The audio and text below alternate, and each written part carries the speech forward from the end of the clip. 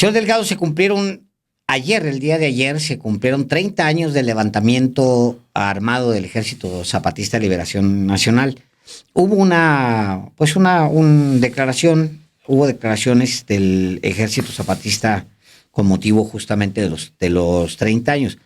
Son 3 décadas. Sí, 3 décadas. 3 décadas.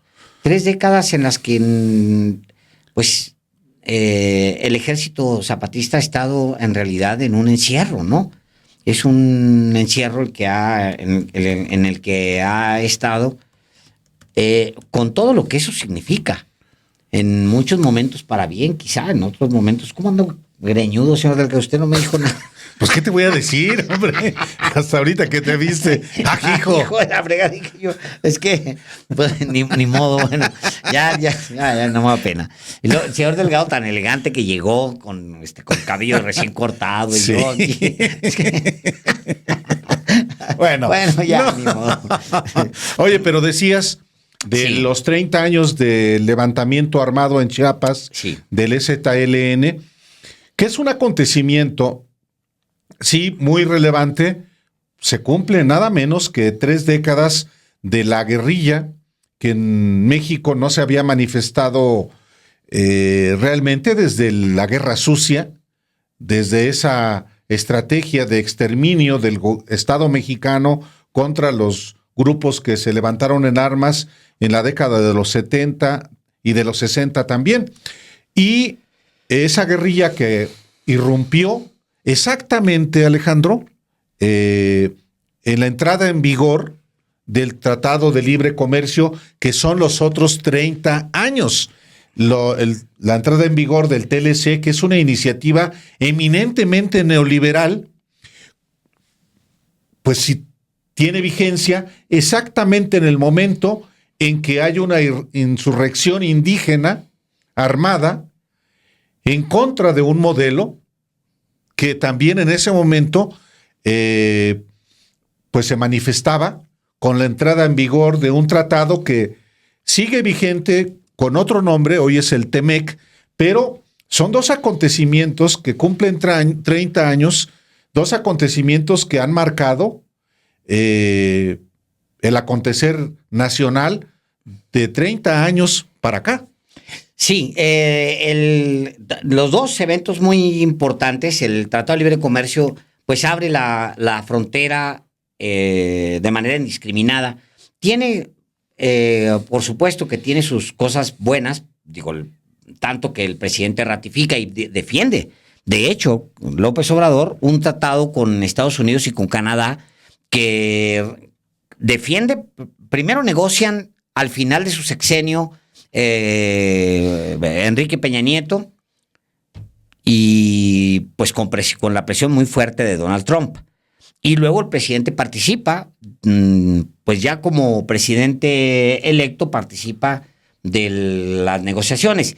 Y él ratifica tiene el Tratado de Libre Comercio sus cosas positivas y sus cosas negativas, como todo, pero lo más importante es que en su momento, cuando se concibió, pues se concibió como una apertura indiscriminada de absolutamente todos los productos sin defender en lo absoluto primero lo nacional, lo que nos da identidad.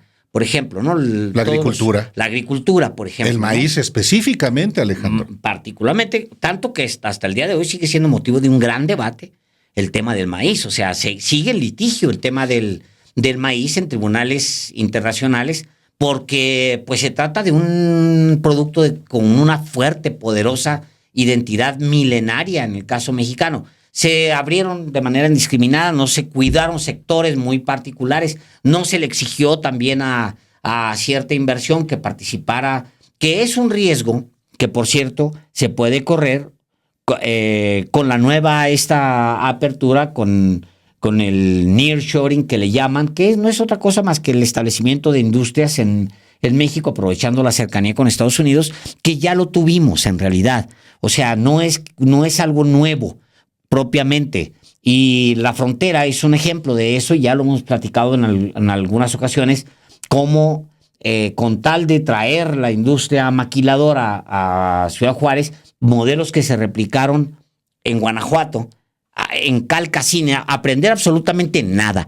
Se había provocado se habían dislocado socialmente las ciudades fronterizas, que es donde empieza, y Guanajuato no aprende absolutamente nada. Se trae a la industria simplemente por traérsela, porque implica pues un empleo fácil, una inversión fácil, sin exigirle absolutamente nada. Y bueno, tiene sus pros y sus contras. En su levantamiento, en la primera declaración de la Selva Lacandona, se planteaba justamente que es esta la primera declaración, que a lo mejor para dejar el testimonio no es muy larga, vale la pena leerla completa, íntegra, para dejarla ahí, porque se trata de un aniversario, son 3 décadas pues que movieron muchas cosas en México. Sin duda, el Ejército Zapatista ha tenido mejores momentos que el que vive ahora.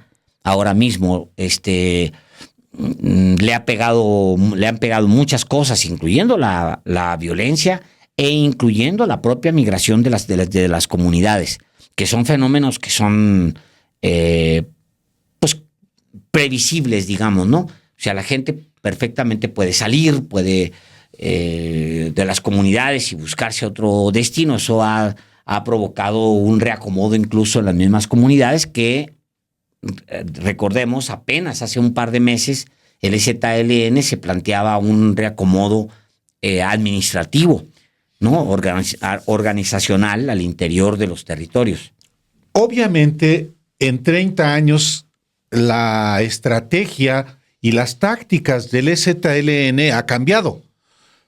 Este comunicado, del que vamos a darle lectura enseguida, plantea pues una guerra al Estado mexicano, nada menos.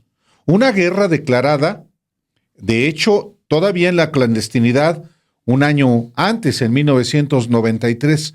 Y luego, después de unos días de combates con el ejército mexicano, hubo un alto al fuego, en buena medida también, porque muchos miles y miles de mexicanos en todo el país salimos a las calles, claro, a exigir que hubiera ese cese al fuego, que Salinas no quería, ¿eh? También hay que recordar esto. El presidente de México en aquel momento era Carlos Salinas, que había llegado a la cúspide de su poder y que, por supuesto, celebraba con la entrada en vigor del Tratado de Libre Comercio. Pero el EZLN, volviendo a lo que yo exponía, tuvo momentos que inclusive tomó las calles, las carreteras, fuera de su área de influencia en Chiapas. Y hubo una caravana a la Ciudad de México en el año 2000. Hubo una representación del EZLN que fue a la Cámara de Diputados, fue al Congreso mexicano a hacer uso de la palabra. Hubo también, por supuesto, concentraciones a lo largo de la ruta que el EZLN trazó para llegar al corazón de la República. Y después, el EZLN, que nunca se planteó la lucha político y electoral, tomó la determinación de no participar en lo más mínimo. Al contrario, ¿cómo se denomina? Saboteó la elección del 2006, por ejemplo, y llamó a votar en contra de Andrés Manuel López Obrador. No, ellos no que iban a votar por otro, sencillamente nunca han creído en la vía electoral, y eso está muy claro desde que el EZLN es el EZLN. Y su principal figura también, el subcomandante Marcos, o la figura más mediática, está desaparecido. Entonces, sí, 30 años en los que el EZLN ha pasado de declarar la guerra al Estado mexicano a movilizarse, a establecer una forma de organización comunitaria muy distinta a las instancias oficiales o constitucionales, si se les quiere llamar de esa manera. Estas imágenes, por cierto, Alejandro. Vale la pena, exacto. Vale la pena, Álvaro, recuperar dos cosas, te plantearía. Bueno, tres cosas te plantearía. Una primera, este video que vimos es un video que publica Álvaro Delgado aquí en Sin embargo, el 26 de enero del 2022, cuando se iban a cumplir los 30 años de la declaración de guerra, que es este momento justamente que estamos viendo, si es este el momento, es este, ¿no? Efectivamente, es en enero de 1993.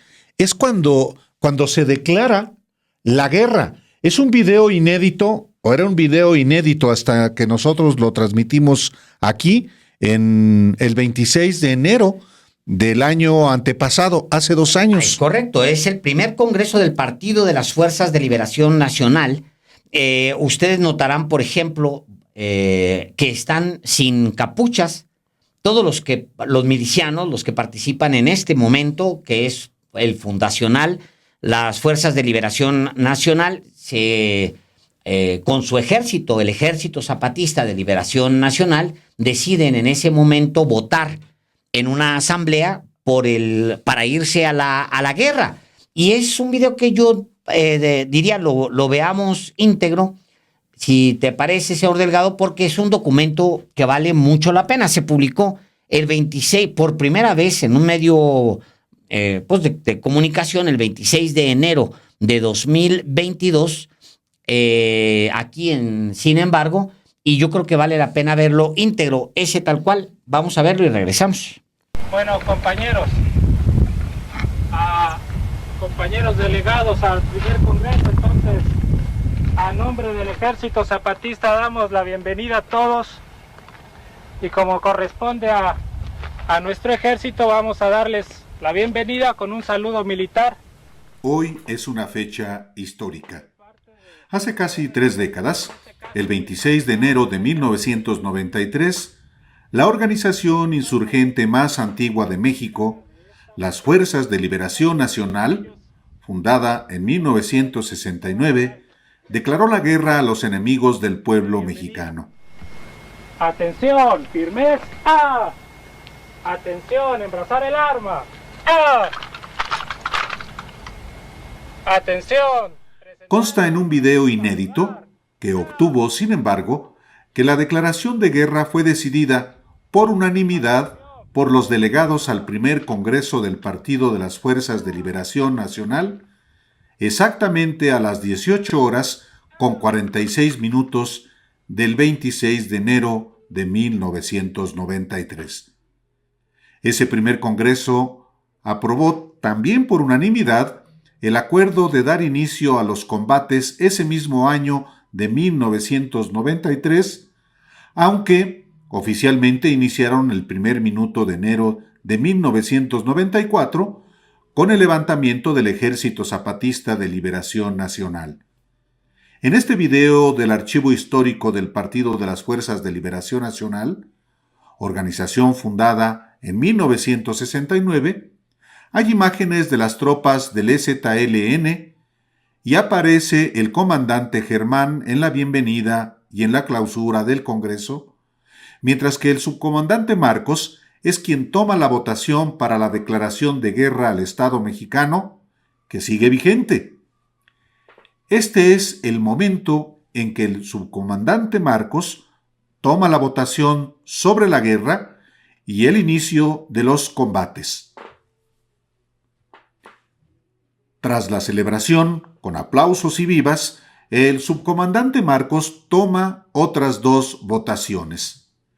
Que el inicio de las hostilidades sea este año de 1993 y que el día y la hora en que se inicie este año sea secreto militar y sea decidida por la Comandancia General, ambas aprobadas también por unanimidad. Enseguida dice: entonces, por decisión unánime, este Congreso ordena a la Comandancia General que inicie las hostilidades en contra de los enemigos del pueblo mexicano este año de 1993 en el día y la hora que consideren conveniente. Es todo, compañeros. Así concluye. La guerra a los enemigos del pueblo mexicano y luego voy a votar el inicio. Todos dicen este año y luego hay propuestas de que el día y la hora eso sea secreto y sea uno de nuestros manos, pero que sí no pase este año. Eso es lo que voy a votar de nuevo. Pero la primera propuesta es los que estén de acuerdo que este Congreso declare la guerra en contra de los enemigos del pueblo mexicano. Los que estén de acuerdo que el Congreso declare la guerra, lo hagan en su voto. Rápidas. En contra. Abstenciones.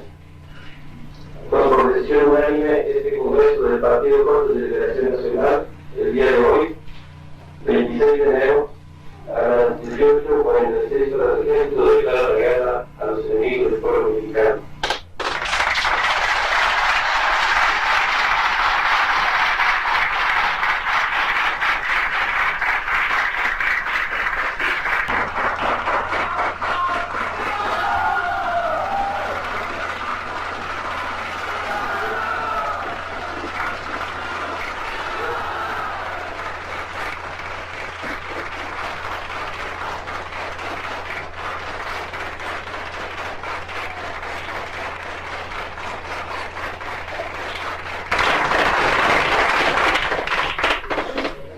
El inicio de las hostilidades sea en este año de 1993. Estoy de acuerdo que no pase de este año sin que empiecen los combates, que lo hagan en su mano. Rápido. En contra. Abstenciones. Unánime que este año no va a empezar la guerra.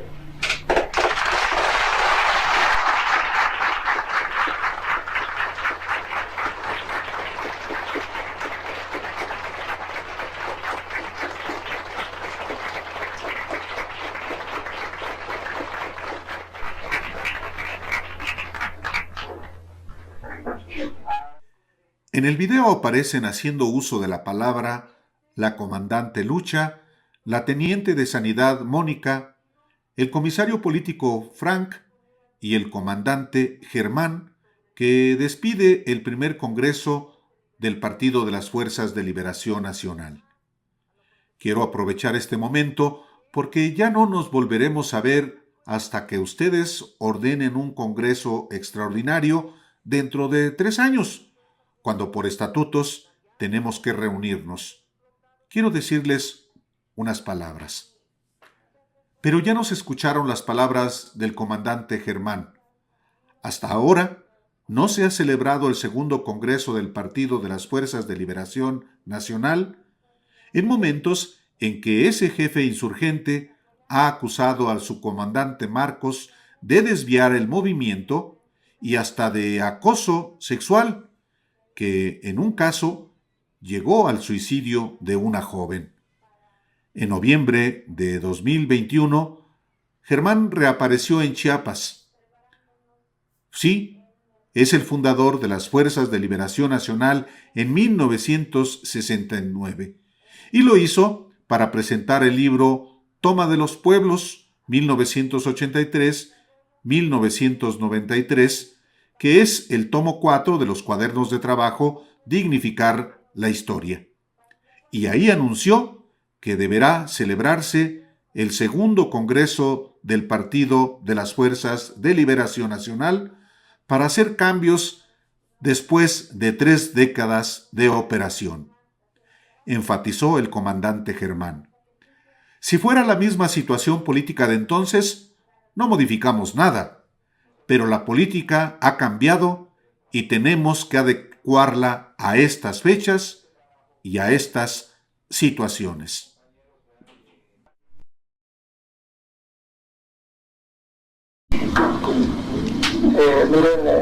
Quiero decir, aprovechando este último minuto para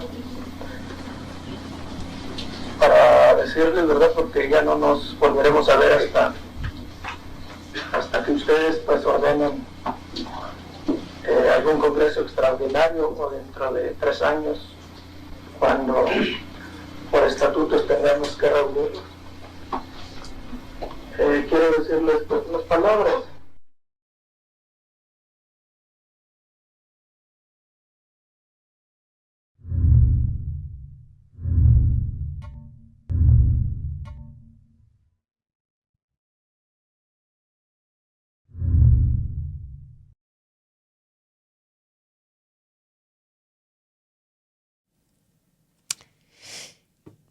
Varias reflexiones, Álvaro. La primera es que se trata de una declaración que después repetirán el 1 de enero desde el Palacio Municipal de San Cristóbal de las Casas. En realidad, esta es la declaración de guerra. ¿Cuál? Al Estado mexicano. Es este el momento en el que se van a la guerra. Ahí, aunque visiblemente y reconocido pues como tal, es el 1 de enero de 1994, hace 3 décadas. También hace 3 décadas, Álvaro, en ese momento que acabamos de ver, poco más de 3 décadas, porque esto es, se cumplieron las 3 décadas el año pasado, porque la declaración es exactamente de 1993, la declaración de guerra. También es importante decir que se trata de la primera declaración de guerra, la primera movilización armada en contra del neoliberalismo en toda su historia. Es la primera vez que un pueblo decide tomar las armas y levantarse en contra del neoliberalismo de manera armada, tal cual. Y pues eso es una, digamos, al menos una bandera que tiene el EZLN, que lo va a llevar siempre. Esta es una foto importante, señor Delgado. Importante porque al centro de la fotografía está la comandanta Ramona. Es muy importante la fotografía, son los diálogos para la paz. Está Tatic Samuel Ruiz. Ruiz, el obispo de San Cristóbal de las Casas. Y luego está a un lado está Manuel Camacho Solís, que él decide participar y le pide a Salinas participar en los diálogos. Como comisionado honorario, sin recibir sueldo, con la idea de que podría ser el candidato presidencial sustituto. Fíjate nada más. Y con él andaba, por cierto, en ese mismo equipo, porque hay algunas todavía fotos por ahí, andaba Marcelo Ebrard. Fíjate. Por supuesto. Ahí estaba Marcelo Ebrard, eran los enviados de Carlos Salinas de Gortari a este conflicto. Y bueno, ya en el otro extremo de la mesa, hablando en el micrófono, está Marcos. Pero a mí me gusta mucho, pues, que al centro de esta fotografía, que es creo que es de Pedro Valtierra, de Cuarto Oscuro, está la comandanta Ramona, que para mi gusto es uno de los iconos más dignos de la lucha zapatista, Álvaro. Sí, han pasado 30 años y muchos personajes de entonces siguen vigentes. Tú aludías, Alejandro, a Marcelo Ebrard. No aparece en esa fotografía, pero era mano derecha del comisionado para la paz en ese momento, Manuel Camacho Solís, ya fallecido. Ya fallecida también la comandante Ramona, ya fallecido también el obispo Samuel Ruiz. Pero personajes de aquel entonces, Alejandro, nada menos que el presidente Andrés Manuel López Obrador. Hay fotografías que acreditan la presencia de Andrés Manuel López Obrador primero acompañando al Cuauhtémoc Cárdenas en mayo de 1994, acompañando a Cuauhtémoc Cárdenas cuando visitó Guadalupe Tepeyac, apenas un día después del debate con Ernesto Zedillo y Diego Fernández de Ceballos.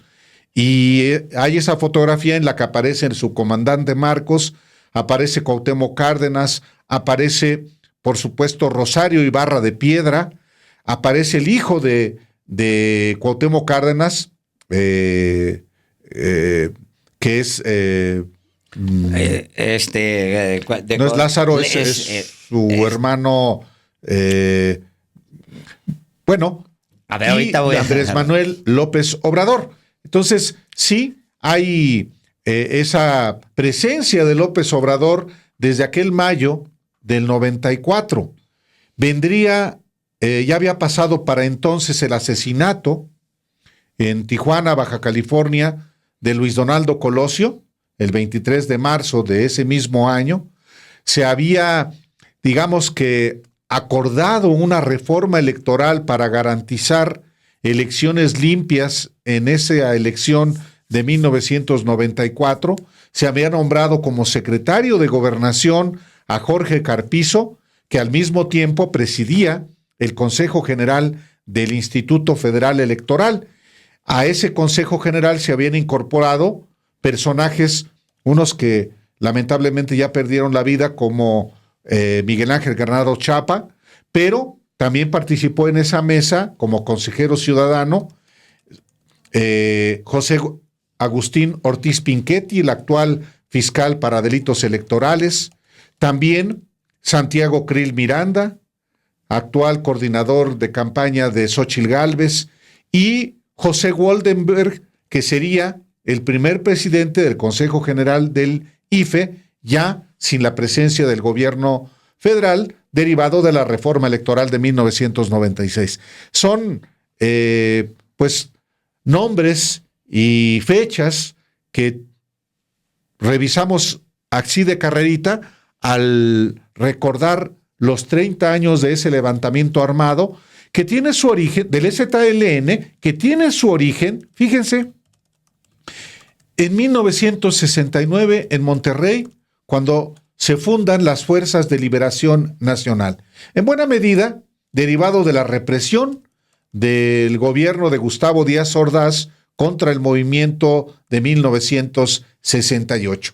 Hubo naturalmente otras guerrillas, las que ya había desde 1965 en el estado de Guerrero, con Genaro Vázquez Rojas, con Lucio Cabañas, después del levantamiento o del asalto al cuartel de Madera en Chihuahua el 23 de septiembre de 1965. Y hubo otras guerrillas urbanas que después se agruparon la mayoría en la Liga Comunista 23 de septiembre, que fue reprimida desde el Estado mexicano de manera ilegal, de manera desproporcionada, y no había habido guerrilla hasta ese 1 de enero de 1990. Declarada, ¿no? Así porque, pues, Guerrero ha sido, digamos que siempre un foco de movilizaciones. Ahí, pues, siguieron actuando algunas de las fuerzas sobre todo las derivadas de Lucio Cabañas, pero irrumpieron, Alejandro, precisamente un año después del levantamiento armado en Chiapas, a raíz de la matanza de Aguas Blancas, el 26 de junio de 1995.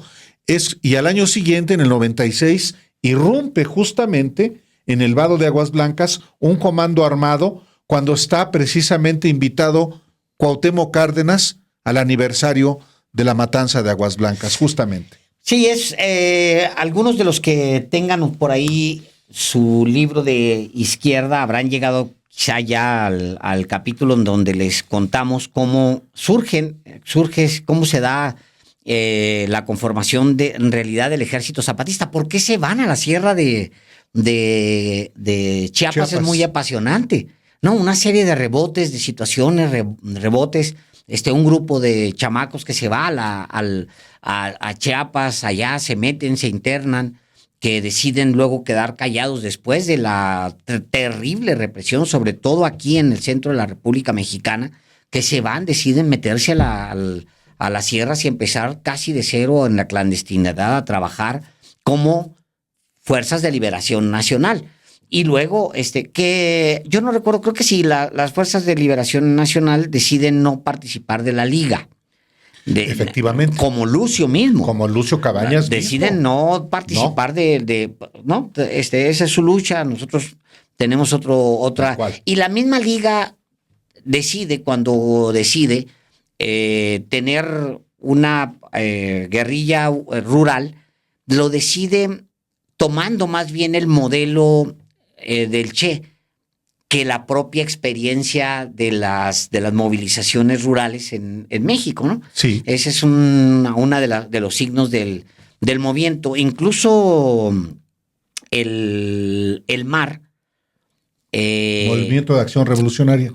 tampoco deciden no participar dentro de la Liga Comunista 23 de septiembre, que intentaba pues reunirlos a todos. Es muy interesante cómo ese momento, lo viene ahí, lo contamos una parte de ese momento en el que un grupo de chamacos decide internarse en la selva allá por finales de 1960 que en el 69 se fundan las Fuerzas de Liberación Nacional. Pero en realidad, Alejandro, el caso del EZLN realmente es el inicio de los 80 y claro, es cuando, correcto, sí, cuando ya se interna allá. Y claro, es una guerrilla indígena. Se siembra ahí en Chiapas, pero hay gente que no es indígena y dos personajes que aparecen en este video, que insistimos, lo dimos a conocer aquí en Sin embargo hace 2 años. Uno de ellos es el arquitecto Yáñez Muñoz. César Germán Yáñez Muñoz. Yáñez Muñoz, el comandante Germán. Y otro es el comandante insurgente Marcos, cuyo nombre era Sebastián Guillén Vicente, originario de Tampico, Tamaulipas, como su comandante Germán de Monterrey, Nuevo León.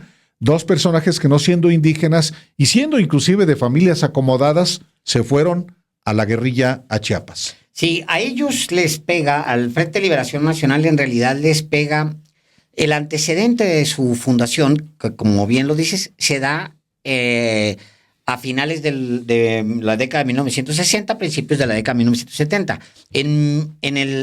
A mediados de los 70 es cuando les pegan en Nepantla, en el Estado de México, que es horrible, esa historia es espantosa, es escandalosamente, además impune, porque se trata de un evento en el que participan pues las fuerzas represoras del Estado mexicano, que nunca serán perseguidas. Ya para entonces, Alejandro, se había organizado la Brigada Blanca. Esta brigada integrada, una brigada creada por Miguel Nazar Haro, sí, ese policía político, represor, asesino, que armó una brigada, la Brigada Blanca, brigada especial, integrada por no solamente agentes de la Dirección Federal de Seguridad, sino de la Policía Judicial Federal, la Policía Judicial de la Ciudad de México, la Dirección General de Policía y Tránsito del entonces Distrito Federal y el Ejército Mexicano con 2 militares represores también, Francisco Quirós Hermosillo y Mario Arturo Acosta Chaparro. Que luego serían reivindicados en los gobiernos del PAN, Álvaro. Encarcelados con Vicente Fox y luego reivindicados por Felipe Calderón, tanto que Felipe Calderón le encomendó a Mario Arturo Acosta Chaparro negociar con todos los jefes del narcotráfico, algo de lo que siempre Calderón se ha callado de la boca. En fin. Pues esa es una historia que vale la pena siempre tener presente. Se trata de la primera movilización armada en contra del neoliberalismo, abiertamente en contra del neoliberalismo. Es el Ejército Zapatista de Liberación Nacional y qué bueno que le pudimos transmitir este documento, que es un documento histórico. Verán ustedes que no traen las capuchas porque se trata de un documento que ellos pensaban que no iba a ser dado a conocer, y así fue en las siguientes décadas, y pues al menos 2 décadas y poco más de 2 décadas quedó en el anonimato este documento, y ahora mismo se lo estamos transmitiendo a usted. Se lo transmitimos en enero del 2022 y ahora se lo transmitimos a ustedes con el propósito pues de dejarlo para la historia. Es un momento importante en la historia del México reciente, Álvaro. Y en el apogeo ocurrió ese levantamiento, del apogeo del modelo neoliberal que continuaría Ernesto Zedillo a partir de 1994, cuando gana la elección presidencial y, por supuesto, de la mano del Partido Acción Nacional. Después, en el 2000, se da la alternancia con Vicente Fox. Después, en el 2006, se hace un monumental fraude electoral para imponer a Felipe Calderón. En 2012 llega Enrique Peña Nieto. Y en 2018, López Obrador, un personaje que fue a Chiapas en su condición de dirigente del entonces PRD en Tabasco y como líder social, pues gana la presidencia en una elección en la que participa el EZLN, Alejandro. Fíjate. Con su propia candidata. Así es. El EZLN, Marichuy, que efectivamente había aborrecido las elecciones, y presenta como candidata no registrada oficialmente, pero como una alternativa a las candidaturas que entonces había, presenta a Marichuy, después de que el propio EZLN llamó el huevo de la serpiente a Andrés Manuel López Obrador en el 2006. Sí ha habido esta diferencia, este choque de, pues más del EZLN contra López Obrador que de López Obrador al EZLN. Eso también hay que puntualizarlo. Son asuntos que tienen que ver con la historia de hace 30 años, pero con la historia reciente de nuestro país también. Pues tal cual, ese es el asunto. Pues vamos a un corte, señor. Vamos a, si te parece, este pronunciamiento de EZLN el 1 de enero de 1994. Hoy decimos basta. Y es el comunicado que se le dirige al pueblo de México, a los hermanos mexicanos, y que dice así: somos producto de 500 años de luchas. Primero contra la esclavitud, en la guerra de independencia contra España encabezada por los insurgentes.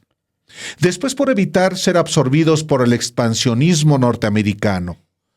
Luego por promulgar nuestra Constitución y expulsar al imperio francés de nuestro suelo. Después la dictadura porfirista nos negó la aplicación justa de las leyes de reforma y el pueblo se rebeló formando sus propios líderes. Surgieron Villa y Zapata, hombres pobres como nosotros, a los que se nos ha negado la preparación más elemental, para así poder utilizarnos como carne de cañón y saquear las riquezas de nuestra patria sin importarles que estemos muriendo de hambre y enfermedades curables. Sin importarle que no tengamos nada, absolutamente nada, ni un techo digno, ni tierra, ni trabajo, ni salud, ni alimentación, ni educación. Sin tener derecho a elegir libre y democráticamente a nuestras autoridades, sin independencia de los extranjeros, sin paz ni justicia para nosotros y nuestros hijos. Pero nosotros hoy decimos basta. Somos los herederos de los verdaderos forjadores de nuestra nacionalidad.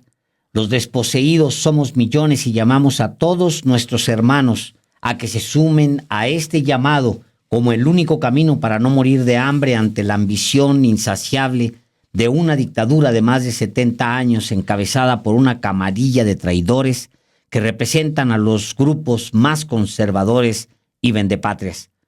Son los mismos que se opusieron a Hidalgo y a Morelos, los que traicionaron a Vicente Guerrero.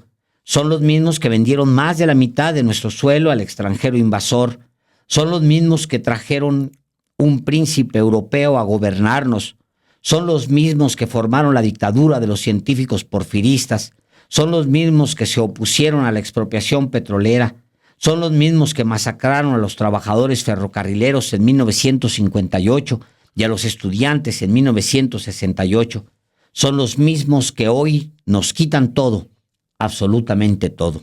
Para evitarlo, y como nuestra última esperanza, después de haber intentado todo por poner en práctica la legalidad basada en nuestra Carta Magna, recurrimos a ella, nuestra Constitución, para aplicar el artículo 39 constitucional que a la letra dice: la soberanía nacional reside esencial y originalmente en el pueblo. Todo el poder público dimana del pueblo y se instituye para beneficio de éste. El pueblo tiene en todo momento el inalienable derecho de alterar o modificar la forma de su gobierno.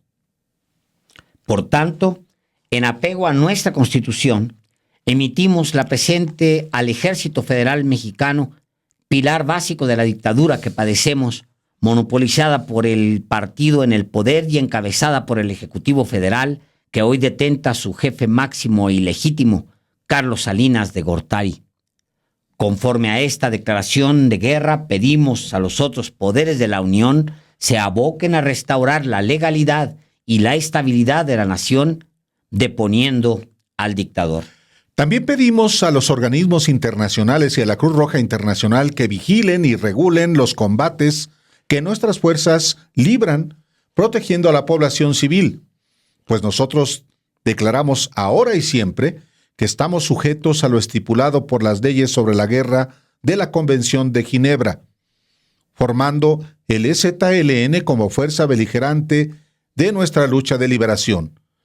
Tenemos al pueblo mexicano de nuestra parte, tenemos patria, y la bandera tricolor es amada y respetada por los combatientes insurgentes.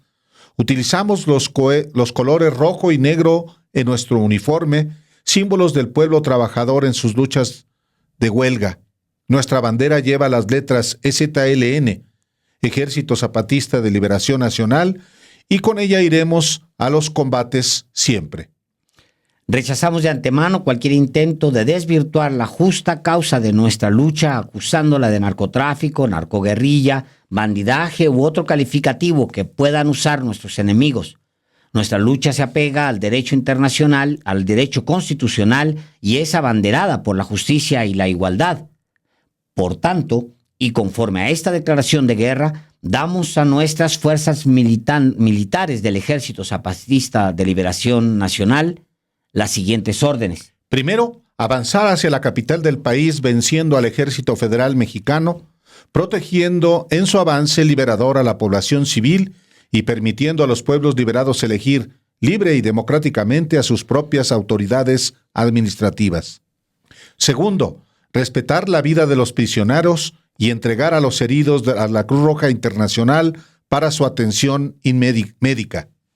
Tercero, iniciar juicios sumarios contra los soldados del Ejército Federal Mexicano y la Policía Política que hayan recibido cursos y que hayan sido asesorados, entrenados o pagados por extranjeros, sea dentro de nuestra nación o fuera de ella, acusados de traición a la patria, y contra todos aquellos que repriman y maltraten a la población civil y roben o atenten contra los bienes del pueblo. Cuarto, formar nuevas filas con todos aquellos mexicanos que manifiesten sumarse a nuestra lucha justa, incluidos aquellos que, siendo soldados enemigos, se entreguen sin combatir a nuestras fuerzas y juren responder a las órdenes de esta Comandancia General del Ejército Zapatista de Liberación Nacional.